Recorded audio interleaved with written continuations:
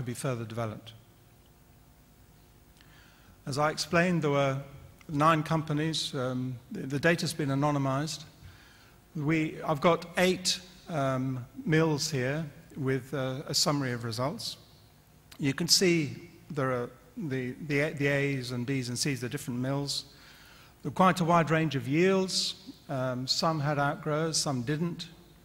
And there was a big range of previous land use. And then on the right, we've got the final result. And I'll just show those in a slightly different format. You can see there's a range of net emissions. These are reported in tons of CO2 per ton of CPO on the left, no, on the x-axis. And you've got two companies with negative emissions. In other words, they're net sequesters. And these were the 2 companies with very low biomass when they started. They're in the first generation. The highest, then the C1 and C2 is a company with different proportions of peat. And C1 had 25% peat, C2 had 75% peat. But these 2 companies also had quite low biomass at the beginning of the cycle. So although they had peat emissions, they were cancelled out to an extent by the low biomass to start with. Then the other companies were all on mineral soils, F, G, and H, with different yields, different mixes of land use. Typically around about 1 ton of CO2 per ton of CPO. Now, I'm just going to look at the results for 2 companies, and we have the first one, the base case, and it shows the contribution of the different sources of emissions. This is low biomass to start with, but high peat. So you can see that 43% of the emissions from peat in this situation. Above the line are the emissions, below the line is sequestration, and the bar in the yellow is the net.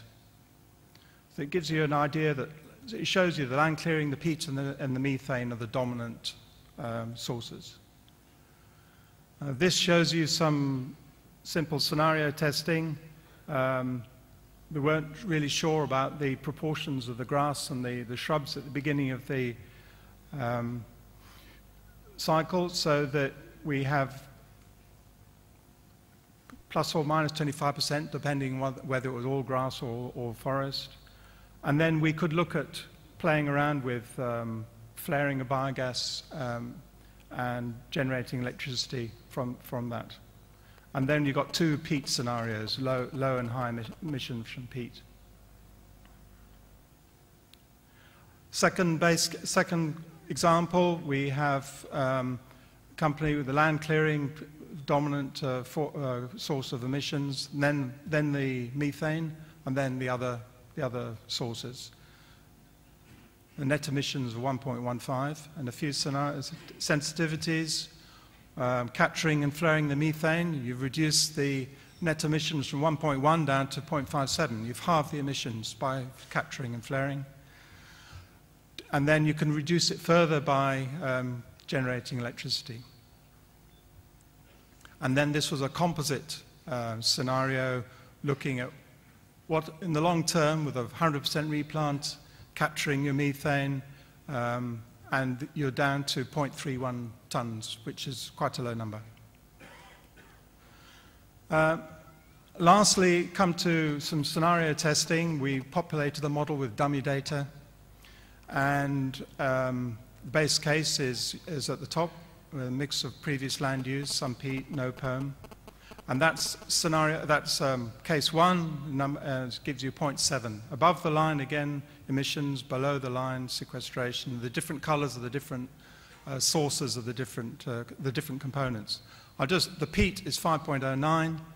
I should say that this was with a fairly conservative emission, 23 tons of CO2. We subsequently revised that in the default up to 38, and that 5.09 goes up to 8. So you can see 100% peat is giving you very high emissions compared to the mineral soils. And just strip out that the peat, just so that we can show the different components. And you've got 1 is the base case, 2 is all forest. This is logged forest, and you've increased the emissions up to approximately 1.5 tons. The blue is the land clearing, the purple is the methane, and the others are all relatively minor. And then 3 is 100% grassland. If you're clearing 100% grassland, you can see the blue has shrunk to a very low number, and the net emission, your net sequester, the emissions have gone down to -0.6. And then the last two, number 5, when you're taking out all the, when you're generating electricity from from the methane from the POEM, and you're down to 1/4. And then finally, we've got another composite, which we think is a sustainable situation for palm oil on mineral soils, capturing, is 100% replant, no peat, capturing, converting methane to electricity around about 1/4 ton. And finally, we've completed the pilot phase. Some recommendations came out. We've been updating the carbon stock values. We've updated the peat emission factors. We've already done that. We've incorporated the biofuel calculations from biograce to be compatible with RED, and with our colleague Amir from Shell. Please talk to him about that, not me. And then following on after this presentation will be the next phase is to do a peer review of Palm GHG. We're comfortable with it, but it'd be good to get some independent view of it. And once that is complete, then we will be doing, making it more user-friendly and producing a manual. And I'm 1 second behind. Thank you very much.